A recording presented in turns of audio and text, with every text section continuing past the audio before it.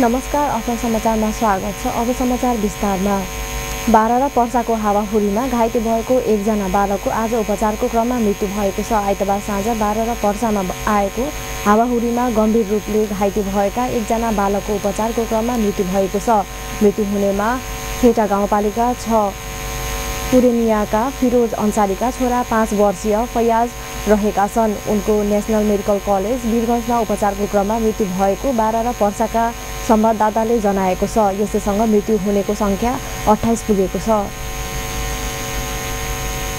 बारामा आएको हावाहुरीमा परि घाइते भएकाहरूलाई राहत वितरणको क्रम जारी छ। यसै क्रममा घाइते तथा घाइतेका परिवारका सदस्यलाई निशुल्क खाना व्यवस्थापन गरिएको छ। नारायणी अस्पतालमा उपचाररत घाइतेहरूका लागि स्थानीय सद्भाव समिति, सानो पाइला, वीरगञ्ज युवा समाज, लायन्स क्लब लगायत विभिन्न संस्था र व्यक्तिगत सहयोगमा निशुल्क खानाको व्यवस्था गरिएको हो। यसैबीच राष्ट्रिय प्रजातन्त्र पार्टीका अध्यक्ष कमल थापा बारा र पर्साका हावाहुरीमा पीडितका लागि राहत बोकेर हेटौडाबाट सोमबार कलैया पुग्नु भएको थियो। थापाले राहतको चाउचाउ, चिउरा, चामल, बिस्कुट, नुन, आटा र केही थान त्रिपाल बोकेर बारा पुग्नु भएको हो। अध्यक्ष थापाले राहत सामग्री बाराका प्रमुख जिल्ला अधिकारी राजेश पौडेललाई हस्तान्तरण गर्नुभएको थियो। प्रदेश 3 को सरकारले बारा पर्सा लगायतका आँधीबेहरी पीडितका लागि 1 करोड रुपैयाँ सहयोग गर्ने निर्णय गरेको छ।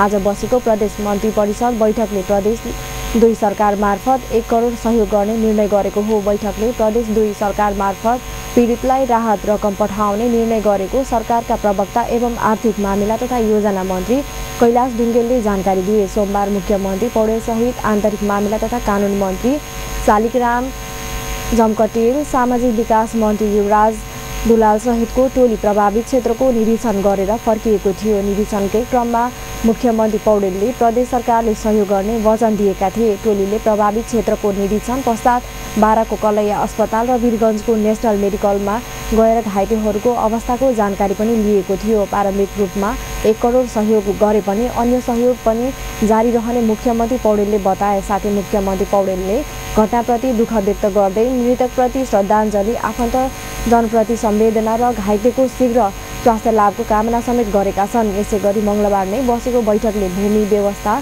कृषि तथा सरकारी मन्त्रालयले पेश गरेको प्रदेश भ्यू भिजन सम्बन्धमा व्यवस्था गर्न बनेको विधेयक 2075, कृषि व्यवसाय प्रबन्धन सम्बन्धमा व्यवस्था गर्न बनेको विधेयक 2075 स्वीकृत गर्ने निर्णय पनि गरिएको छ। सत्तारूढ दल नेपाल कम्युनिस्ट पार्टी नेकपाका अध्यक्ष पुष्पकमल दाहाल प्रचण्डले आइतबार साँझ आएको आँधीहुरीबाट निधन भएका व्यक्तिका परिवारजनलाई प्रतिनिवार 5-5 लाख रुपैयाँ दिन घोषणा गर्नुभएको छ। आँधीहुरी प्रभावित क्षेत्रको स्थलगत निरीक्षणका लागि आज बारा पुग्नु भएका अध्यक्ष प्रचण्डले मृतक भएका व्यक्तिका परिवारलाई 5-5 लाख रुपैयाँ सहयोग गर्ने घोषणा गर्नुभएको हो।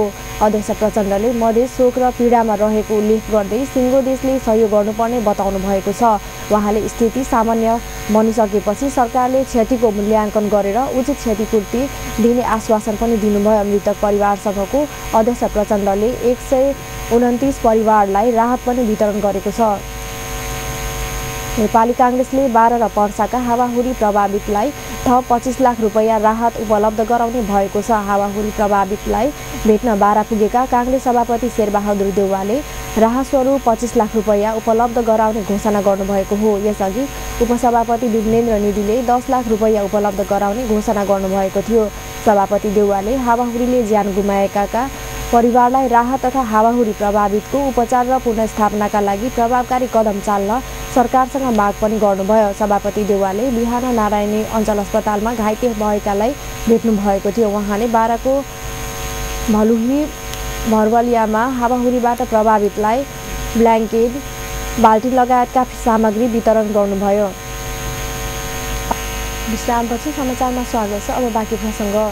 राष्ट्रिय विकास परिषदको बैठक यही चैत्र 20 र 21 गते बस्ने भएको छ। राष्ट्रिय योजना आयोगले तयार पारेको 25 वर्षे दीर्घकालीन सोचसहितको 15औं योजनाको आधारपत्रको मस्यौदालाई अन्तिम रूप दिन बुधबार भोलि बिहिबार 2 दिन बस्ने गरी राष्ट्रिय विकास परिषदको बैठक बोलाइएको हो। मुलुकलाई समृद्ध बनाउने सूचकसहितको 15औं योजनाको आधारपत्रलाई अन्तिम रूप दिन प्रधानमन्त्री केपी शर्मा ओली अध्यक्ष रहनु भएको राष्ट्रिय विकास परिषदको बैठक बोलाइएको राष्ट्रिय योजना आयोगका प्रवक्ता डाक्टर किरण रूपाखेतीले जानकारी दिनुभयो। 15औं योजनाको आधार पत्रको मस्यौदालाई अन्तिम रूप दिने गरी छलफल गर्न राष्ट्रिय परिषद बैठक बोलाइएको राष्ट्रिय योजना आयोगले मङ्गलबार काठमाडौँमा पत्रकार सम्मेलन गरी जानकारी गराएको छ।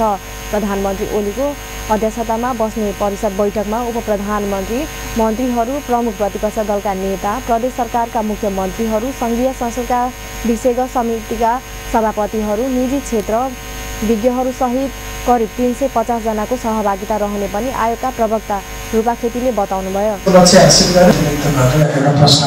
सर्वोच्च निकाय भनेको राष्ट्रिय विकास परिषद। राष्ट्रिय विकास परिषदको संरचना नै सम्माननीय प्रधानमन्त्रीले अध्यक्षता गर्नुहुन्छ। त्यहाँ संसदमा रहेका संसदीय दलका नेताहरू पनि हुनुहुन्छ, संसदका सबै सभापतिहरू हुनुहुन्छ, माननीय मन्त्रीजीहरू सबै हुनुहुन्छ, प्रदेशको मुख्यमन्त्री हुनुहुन्छ, प्रदेशको योजना आयोगको सचिवहरू हुनुहुन्छ। अनि हामी चाहिँ 25 जना चाहिँ मनोनित गर्छौँ र नेपाल सरकारले मनोनित गर्छ। उहाँहरूसहित करिब 94 जनाको राष्ट्रिय विकास परिषदको एउटा हाम्रो कमिटी नै छ।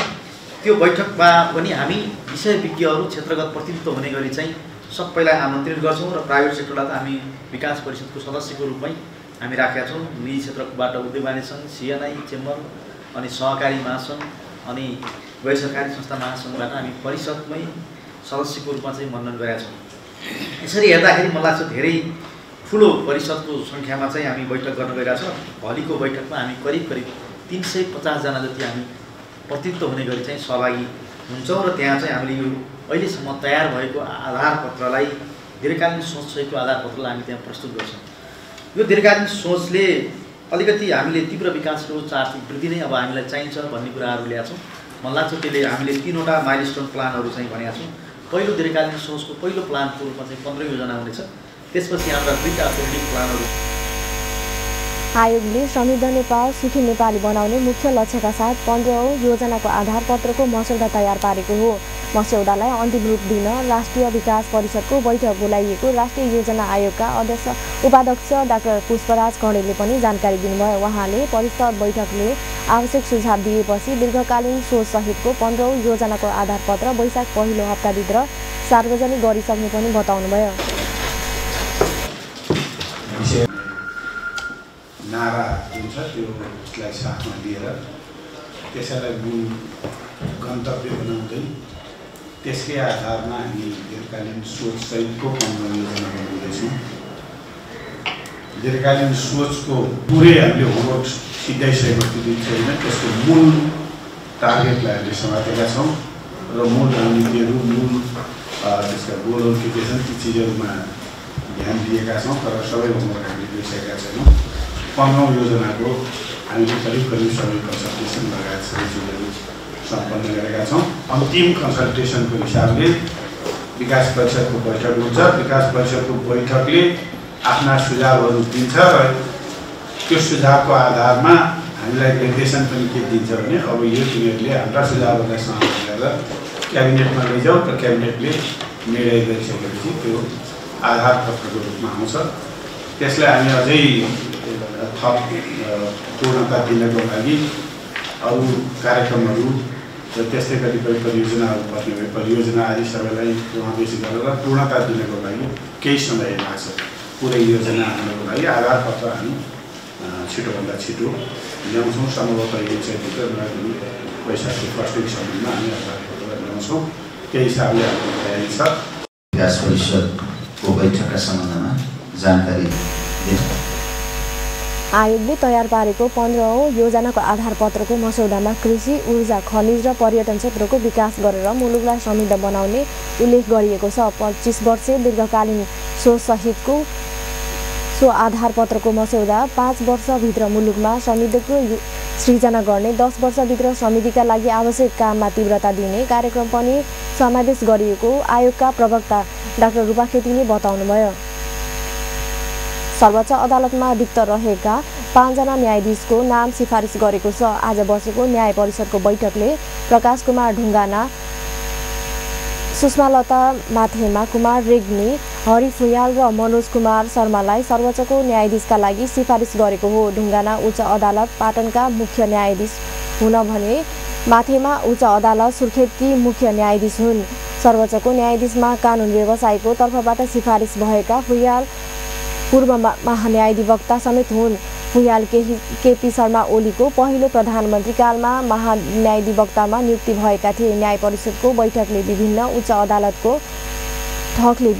अदालतको न्यायाधीशका लागि 17 जनाको नाम सिफारिस गरेको छ। परिषदको बैठकले न्याय सेवाको विशिष्ट श्रेणीका अधिकृत मध्येबाट 3 साबिक पूर्णावेदन अदालतका पूर्व अतिरिक्त न्यायाधीश मध्येबाट 1 जिल्ला न्यायाधीशहरू मध्येबाट 6 र कानुन व्यवसायीहरू मध्येबाट 7 जनाको नाम उच्च अदालतका न्यायाधीशका लागि सिफारिस गरिएको हो।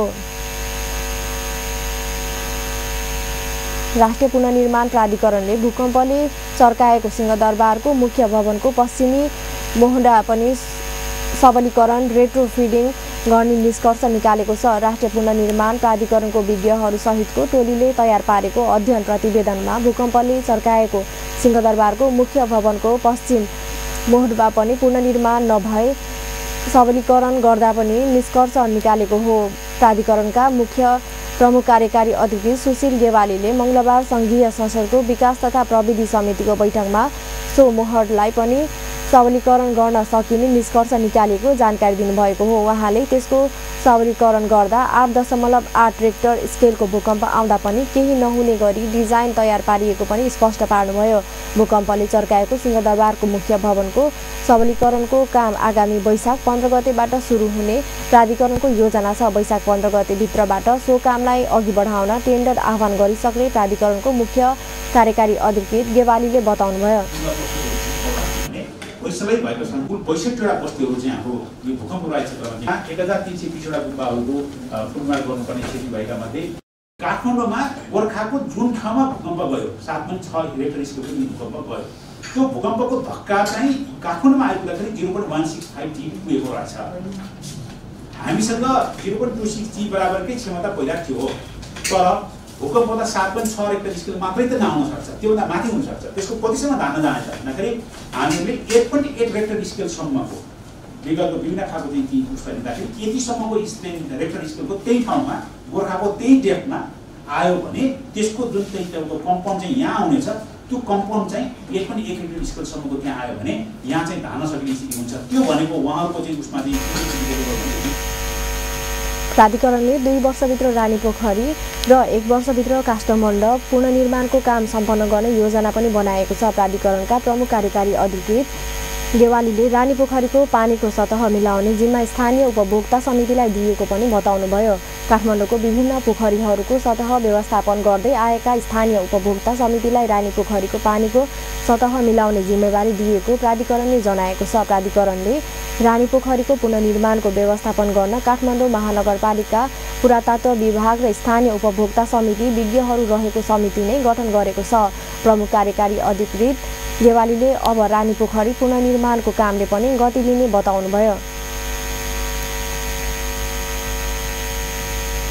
हामी रेट्रोफिटिङ गरेर बचाउन चाहिँ प्राय संरचनाबाट बचाउन सकिन्छ, तर त्यसको स्ट्रेन्थको लेभल कतिसम्म पुर्याउने भन्ने कुरा चाहिँ मा आधारित हुन्छ। के प्रयोग पछि गर्ने भन्ने कुरामा त्यो चाहिँ स्ट्रेन्थ त्यसमा चाहिँ रहन्छ। यतिकै चाहिँ त्यसलाई राखिराखौँ युजको हिसाबले होइन, म्युजियमको रूपमा राखौँ भन्ने हो भने संरचनालाई चाहिँ बचाएर राख्ने कुराको निम्ति कुनै समस्याको विषय आयो, तर त्यसलाई युज गर्ने कुराको निम्ति हामी ग्यालरी हललाई स्टेट हलको रूपमा चाहिँ प्रयोग गर्नु पर्यो। हाम्रो भिपिआइपी जति सबै चाहिँ त्यहाँनिर चाहिँ बसेर त्यसको चाहिँ कार्यक्रमहरू गर्ने त्यो खालको चाहिँ स्टेट हलको रूपमा चाहिँ लैजाउँ भनेर सोचेको वा प्रतिष्ठाको बैठक। प्राधिकरणले चालु आर्थिक वर्षभित्र निजी आवास पुनर्निर्माणको कामलाई पनि सम्पन्न गर्ने लक्ष्य लिएको छ।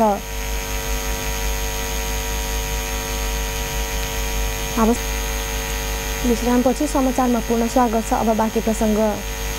अख्तियार दुरुपयोग अनुसन्धान आयोगले आयोगको अनुसन्धानमाथि कुनै पनि प्रकारको राजनीतिक दबाव नआएको स्पष्ट पारेको छ। अख्तियार दुरुपयोग अनुसन्धान आयोगका प्रमुख आयुक्त नवीन कुमार घिमिरेले आयोगको अनुसन्धानमाथि कुनै पनि प्रकारका राजनीतिक दबाव नआएको प्रस्ट्याउनु भएको हो। मंगलबार संघीय संसदको राज्य व्यवस्था तथा सुशासन समितिको बैठकमा उहाँले आयोग कुनै पनि प्रकारको राजनीतिक दबावमा नपरी संविधानले दिएको अधिकारभित्र रहेर अनुसन्धानको कामलाई स्वतन्त्रपूर्वक अघि बढाउन सचेत रहेको पनि स्पष्ट पार्नुभयो। प्रमुख आयुक्त घिमिरेले वाइड बडी विमान खरिदमा भएको अख्तियार बारे अनुसन्धान भइरहेका पनि समितिलाई जानकारी गराउनुभयो। हाल निगम सञ्चालक समितिका पदाधिकारीहरूमाथिको अनुसन्धानको काम भइरहेको उल्लेख गर्दै उहाँले अब विदेशी कम्पनीहरूसँग अनुसन्धानको कामलाई अघि बढाउन 15 दिने सूचना जारी गरिएको पनि स्मरण गराउनुभयो। वाइड बडी विमान खरिदमा भएको अख्तियारबारे अनुसन्धानको कामलाई छिट्टै निष्कर्षमा पुर्याउन आयोग प्रतिबद्ध रहेको प्रमुख आयुक्त घिमिरेको भनाइ छ। पोलिटिकल प्रेसर आयोगलाई र सञ्चालक समितिका पदाधिकारीहरूको बयान लिने क्रम चाहिँ चलिराखेको अवस्था चाहिँ हो र यसमा आयोग गम्भीर छ र यसलाई छिटोभन्दा छिटो निष्कर्षमा पुर्याउनुपर्छ भन्ने मान्यता आयोगले राखेको छ भन्ने कुरा पनि निवेदन गर्न चाहन्छु। अनुसन्धानमा भएको विषय भएको हुनाले यसभन्दा पढ्तिर अन्य कुरा भन्दा यहाँ अहिले सन्दर्भिक होला भन्ने मलाई लाग्दैन। स्विस ब्याङ्कमा जम्मा भएको भनेको त्यो व्यक्तिको आयोगको कार्यक्षेत्रलाई पनि माननीयज्यूहरूले विचार हेरिदिनुपर्छ भन्ने मलाई लाग्छ। सार्वजनिक पदाधिकारी मात्रै आयोगको कार्यक्षेत्रको विषय हो। व्यक्तिले स्विस ब्याङ्कमा राख्यो भने आयोगले स्थानीय तहमा भ्रष्टाचार बढ्दै गइरहेकोमा चिन्ता व्यक्त गर्दै त्यसलाई नियन्त्रण गर्न तत्काल सब स्थानीय तहमा लेखा परीक्षण हेर्ने स्वतन्त्र तत्काल व्यवस्था गर्न पनि सरकारलाई सचेत गराएको छ। प्रमुख आयुक्त घिमिरेले स्थानीय तहमा भ्रष्टाचार हुन नदिन आयोगले 21वटा जिल्लाका अभिमुखीकरण कार्यक्रम सञ्चालन गरेको र त्यसलाई आवश्यकता अनुसार सबै जिल्लामा विस्तार गर्दै लैजान योजना रहेको पनि समितिलाई जानकारी गराउनुभयो।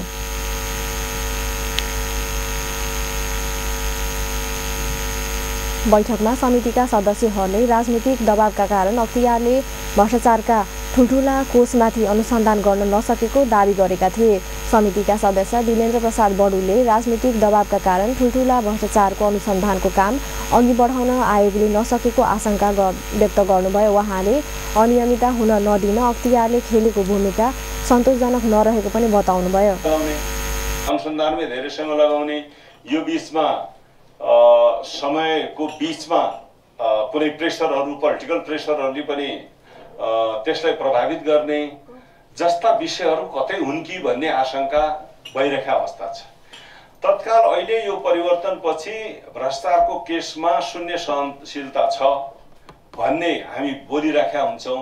सरकारको नारा पनि त्यही छ। भ्रष्टाचार निवारण आयोगको त हुने नै भयो, तर त्यसलाई हामीले तल्लो स्तरमा पनि अवश्य पनि रोकथाम गरेको जनताले देख्ने गरी स्थानीय तहलाई ज्यादा केन्द्र बनाउनु पर्छ भन्ने हामीलाई लागिरहेका छ। जनताले के देखिरहेका छन् भन्दा हिजोभन्दा पनि गजबका साथ यहाँ त भ्रष्टाचारको केस हुन थाल्यो स्थानीय तहमा भन्ने भइरहेका छ। अब त्यहाँ तत्काल त्यही रोक्ने कुरा एउटा मैले अगाडि पनि भने र दोस्रो कुरा त्यहाँ स्थलगत अध्ययन गरेर साँच्चै केस वाइज हेर्ने र त्यसलाई गलत भएको कुरा सजाय दिइहाल्ने गर्यो भने तल्लो तहको पनि जुन भ्रष्टाचार रहेछ त्यसलाई पनि समितिका सदस्यहरूले जनताले भ्रष्टाचार बढ्दै गइरहेको महसुस गरे पनि त्यसलाई नियन्त्रण गर्ने काम हुन नसकेको भन्दै चिन्ता पनि व्यक्त गरेका थिए। अछाममा चट्याङ लागेर 15 जना घाइते भएका छन्। अछाम जिल्लाको 2 स्थानमा आएको हावाहुरीसँगै परेको चट्याङ लागेर घाइते भएका मध्ये 6 जनाको अवस्था गम्भीर रहेको प्रहरीले जानकारी दिएको छ। अछामको पञ्चदेवल विनायक नगरपालिका 9 कालेडाँडा र रामारोशन गाउँपालिका वडा नम्बर 5 मा क्रमशः 11 जना र 5 जना घाइते भएका छन्। घाइतेहरूको उद्धार गरी वालपाटा अस्पताल ल्याइरहेको प्रहरीले जनाएको छ। घाइते हुने मध्ये स्थानीय भीमपुरा नेपाली, दिर्गे विक, लल्लु विक, राधिका शाही, कल्पना बोहरा र जगत बोहरा गम्भीर घाइते भएका जिल्ला प्रहरी कार्यालय अछामले जनाएको छ। काठमाडौँको स्टुचार खोलाको पुलमुनि बेवारिसे शव फेला परेको छ। काठमाडौँ महानगरपालिका 14 वाफल स्थित स्टुचार खोलामा पुलमुनि बेवारिसे शव फेला परेको प्रहरीले बताएको छ। अन्दाजी 30 वर्षको एक युवकको शव फेला परेको महानगरीय प्रहरी परिसरका प्रवक्ता गोविन्द बोगटीले बताए। पेन्ट र घाँटीमा धारिलो हतियारबाट ती युवकको मृत्यु भएको प्रहरीले आशंका गरेको छ। प्रहरीका अनुसार मानसिक सन्तुलन बिग्रेको व्यक्ति भएको हुन सक्ने स्थानीयको भनाइलाई उद्धत गर्दै प्रहरीले बताएको छ। प्रवक्ता बोगटीको अनुसार घटनास्थलमा प्रहरी पुगेर अनुसन्धान भइरहेको छ। आफ्नै बहिनीका शव बोराभित्र लिएर हिँडेका दिदीभाइलाई प्रहरीले पक्राउ गरेको छ। भक्तपुर महानगरपालिका 2 क्षेत्रबाट मंगलबार बिहान बोरामा राखिएको शवसहित 2 जनालाई प्रहरीले पक्राउ गरेको हो। पक्राउ पर्नेमा भारतको मोतिहारी घर भई भरतपुर 2 क्षेत्रपुर बस्ने 40 वर्षीय रम्बादेवी शाह र उनको भाइ 26 वर्षीय विगन शाह रहेका छन्। उनीहरूले 17 वर्षीय बहिनी परिकुमारी शाहलाई अन्त्येष्टिका लागि नारायणी नदी किनारमा लैजाँदै गरेको अवस्थामा पक्राउ गरेको जिल्ला प्रहरी कार्यालय चितवनले जनाएको छ। प्रहरीको अनुसार आत्महत्या गरेपछि अन्त्येष्टिका लागि बहिनीलाई नदीतर्फ लैजाँदै गरेको पक्राउ परेकाले बयान दिएका छन्। सपरीक्षणका लागि भरतपुर अस्पतालको समग्रमा राखिएको छ। हस्त अपन न्युज अहिलेलाई यति नै। पल पल खबर तेज नजर हेर्दै रहनुहोला अपन टेलिभिजन। नमस्कार।